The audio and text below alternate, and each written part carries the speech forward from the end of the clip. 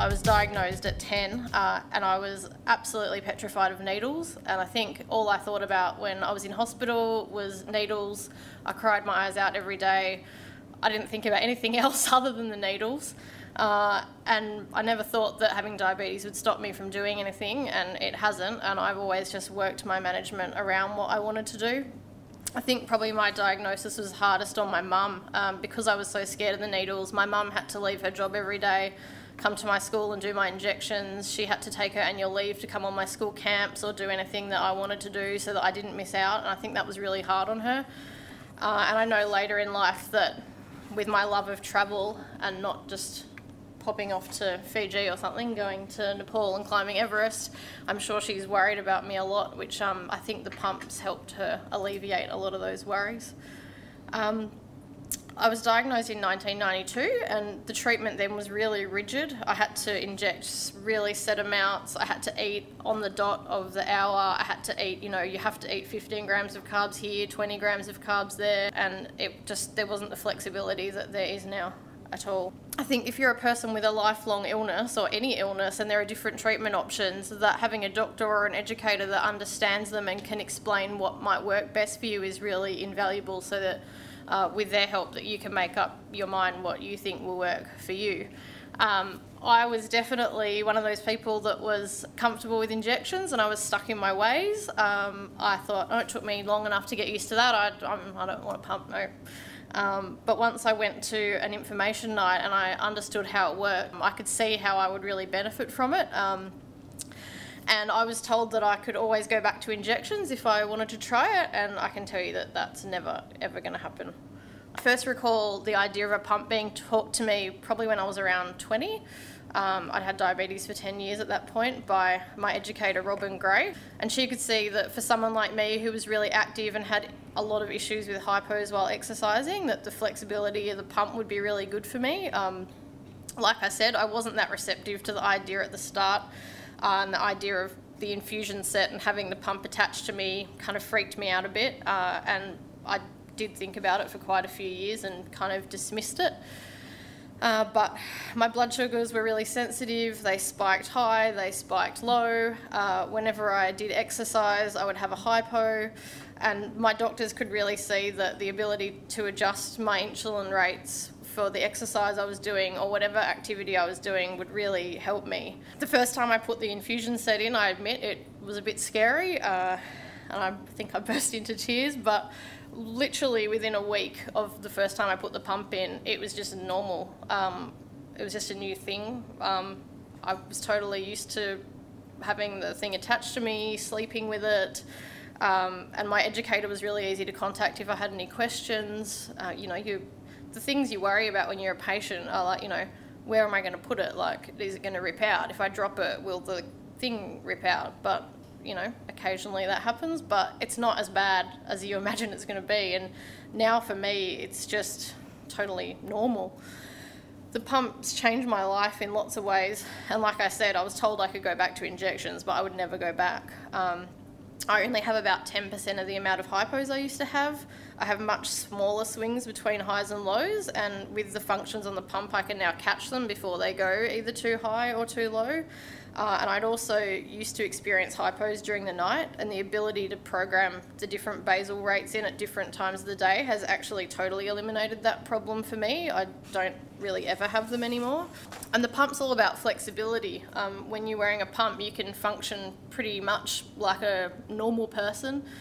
You're not locked in terms of, what injection you had this morning or what long-acting you had last night. You can adjust the rates to suit if you suddenly decide you want to go for a run, you can do that, and you don't have to worry about what you had an hour ago. I run my own business, so no 2 days for me are the same, and I can just adjust my insulin delivery to suit what I'm doing each day. And I'm also really active, and the hypos while exercising are much less of a problem now.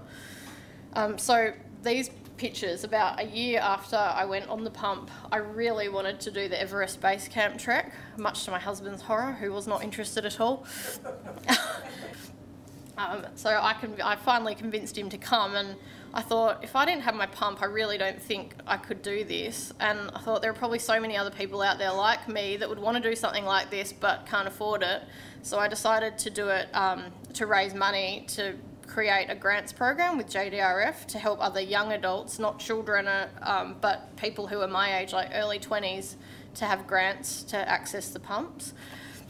And then last year, I was really honoured to be asked to be the Australian member of an all-type 1 team to climb Mount Kilimanjaro in Tanzania. It was interesting that there were 12 diabetics from all over the world. 10 of us are on pumps and 9 of us are on Medtronic pumps. When I did Everest, I thought, oh my gosh, there's no way I could have done this without my pump. And I wasn't using CGM then. But then when I was in Africa, I thought, oh my gosh, there's no way I could have done this without CGM. So yeah, I'm really loving using that technology. The low suspend feature with the CGM was really great in Africa, so you could go to sleep at night and not worry if you were going to have an overnight hypo. The pump would alarm, wake you up, then you could treat your hypo, go back to sleep. You didn't have to worry about setting an alarm to test and, you know, or just go to sleep worried that you were going to have a hypo. It just helps you stay a lot more stable than the spikes I had when I was on injections. Also, in the next few years, my husband and I want to think about having a baby, and I think I'll have much better peace of mind having stable blood sugars during pregnancy. So that kind of makes me feel a little more confident about that. And in a few months' time, we're off to cycle around France and Italy, and having the pump, it eliminates things I have to worry about, like, you know, ending up in hospital overseas, having a hypo, or that after long periods of exercise at night, I can just turn my basal rate down a bit and not worry about having a hypo, you know, in a hotel room where you don't have access to the comforts of home.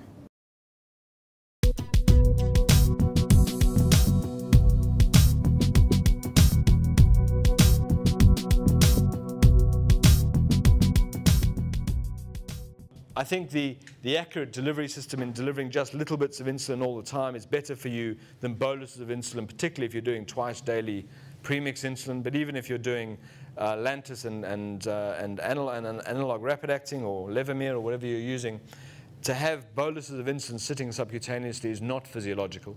And we're getting close, although we're still doing it subcutaneously, having little bits means the absorption is more predictable. And then I think the bolus wizard is a good thing in terms of assisting patients with dosing. And certainly in our clinic, we're big fans of using bolus calculators, and we encourage patients to not manually bolus, but to allow the pump to assist them with calculation of dosing. You know, if you've just bolused, at what point do you want to give more insulin so that you don't stack your insulin and have a hypoglycemic event a few hours later? And we can program the pump to allow that, and I think that's all worthwhile. But the most important thing for me around the pump, and why I think the pumps make the most difference, is the fact that you can program a basal rate. And you can vary that basal rate hour on hour and time on time. This is data looking at basal rates by age group. And you can see it for yourself, but you can see that when you split the age groups over there, there's, number one, a very different sort of profile depending on your age group. But more importantly than that, there is significant variability in that basal rate through the day. Yet we're all about, in terms of insulin development, providing you with an insulin that does the same glycemic profile for 24 hours. And we argue when Lantus doesn't work for 24 hours, or whether we should be giving it twice daily, or whether Levemir is really a once or a twice daily insulin. And the newer Novo insulins that are on their way about, you know, is it a good thing that we can give them the same insulin at the same profile for 3 days? When that's really what a glycemic profile looks like. And as much as when you're injecting insulin you want a predictable response, I get that in terms of safety. If you want tight control, it ain't going to work, because you're going to have some variability. And just to back that data up, when again you look at age groups, let's just look at the left-hand panel for the first second. You look at age groups and you look at the number of different or distinct basal rates in those age groups. There are 4 or 5 distinct basal rates necessary if you're going to get there. Over here, my average basal rate is about 4 in my clinic, but I've got people who do a lot more than that, and some that get away, certainly in their early pumping days, before we tighten things up with slightly less. But you need numerous numbers of basal rates if you're going to get there. And if you look on the right-hand panel at the percentage difference between the highest rate and the lowest rate, there is significant variation. 70% variation in the youngsters and the very old. Perhaps slightly less variation in age groups, as you're in middle. Interesting data, and probably related to the way we metabolize and distribute the insulin in a total body water. So for me, the advantage to the pump is around the basal rate programmable features more than the bolusing. But the bolus wizard calculator, I think, adds something that we can't get to needles. And pumps can do this. And again, we'll be going through this for those who've never done this, but you're able to program a basal rate to allow for certain regular features that your patient's going to go through.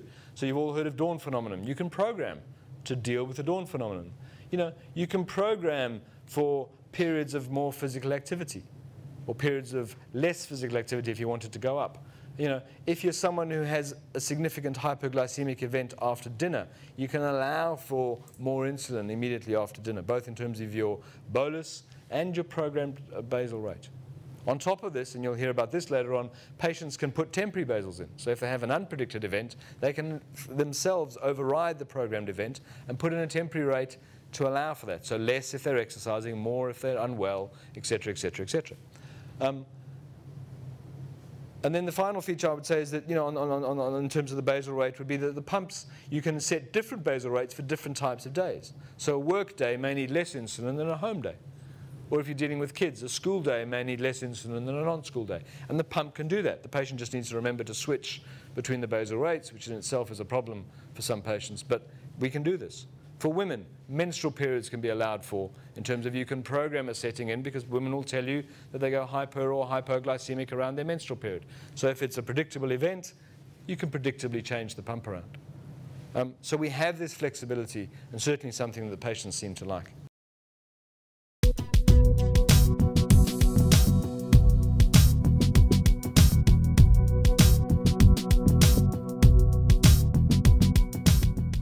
I'd like to take a moment and introduce you to Medtronic, which is the global leader in medical technology. Today, the company has more than 45,000 employees around the globe, more than 9,000 scientists in the research and development and clinical research areas. We have just in 2013 issued more than 2,000 patents, and which makes it in the total like more than 20,000 patents that we as the company have. And we have annually, our turnover, our revenue is more than $16 billion. And almost half of it actually comes from markets from around the globe. But the company's beginnings were much more humble. The company started as many technology companies in the United States, in Minnesota, in a garage.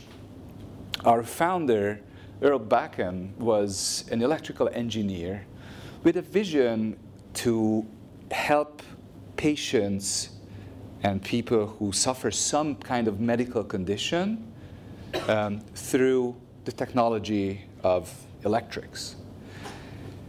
He and his brother-in-law started this company, and they were servicing the hospital around the corner, the University of Minnesota, with their technology problems and repairing devices in the wards and whatnot.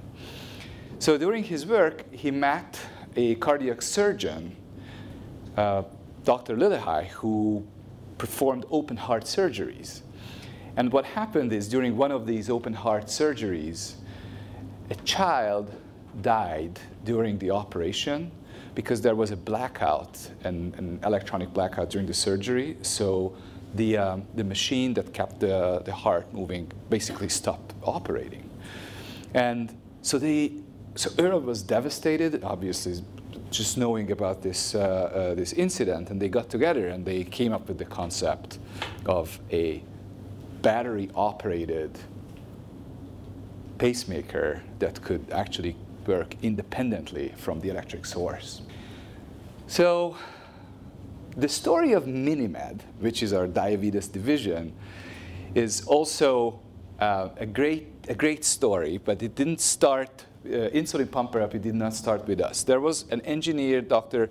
Arnold Kadish, who was also a physician, who developed an insulin pump that I wouldn't say was very customer friendly.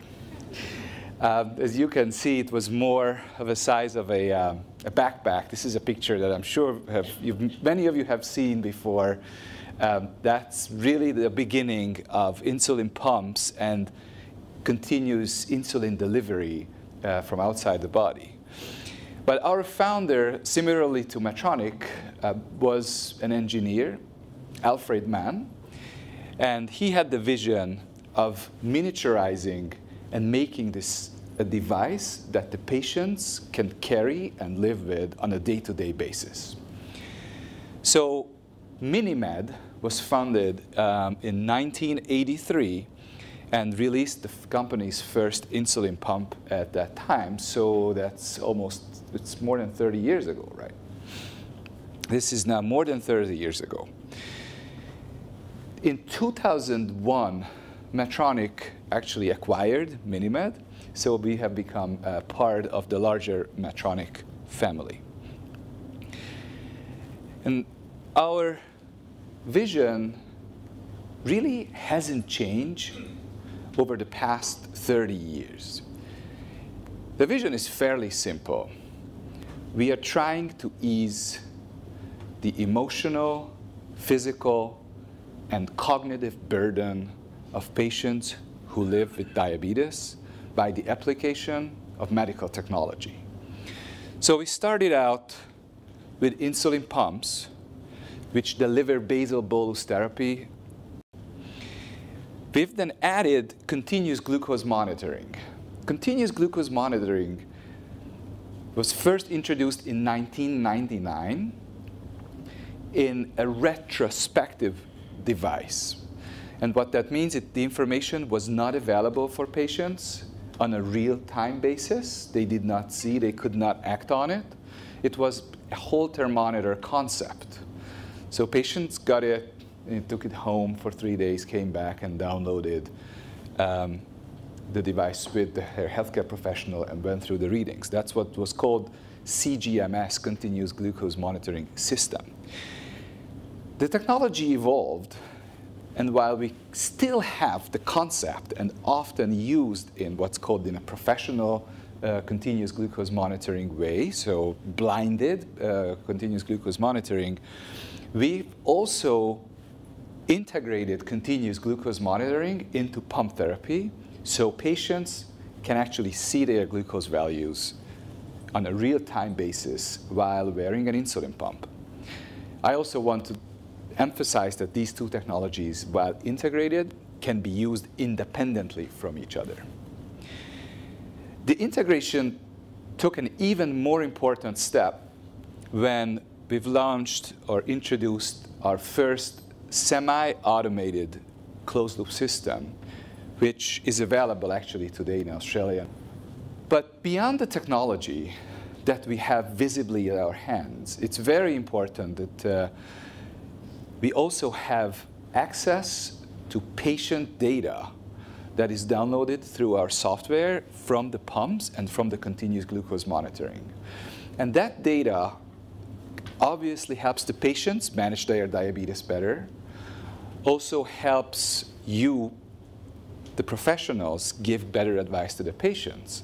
But there is a third element, how we leverage that information, which is in product development. So this is the pump and the integrated CGM that is available today in Australia. And the concept of this device is the pump delivers insulin.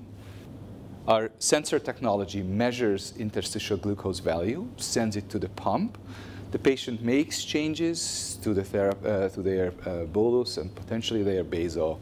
But what's really novel about it is that in case of hypoglycemia, the pump is able to suspend automatically and stop insulin delivery for about 2 hours. So this has been a breakthrough, and we are still the only company in the world who has this technology in the pump, and that can truly change patients' lives and have them sleep much better knowing that there is a device that would actually help not only ease the pain of hypoglycemia, but also prevent hypoglycemia. So there is a lot of excitement nowadays in Medtronic because we feel that we have the pillars of the technology, we have the evidence that it already works independently. So what we are trying to do is to bring them all together.